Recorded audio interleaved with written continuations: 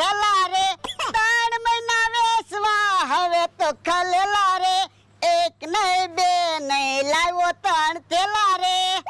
ભોળા દાદા 3 થેલા ભરીને ખલેલા લાવ્યા હવે તો 3 મહિના ખલેલા વેચવાના છે કા ભોળા દાદા તો હું નવીરા ખાટલે બેહી રેવી એની કરતા ધંધો તો કરવી પૈસા તો આવે હાલો ખલેલા આવી ગયા ખલેલા ગળ્યા ગળ્યા મીઠા મીઠા ખલેલા આવી ગયા ઓય બાપા ગળ્યું ને મીઠું બે એક જ કહેવાય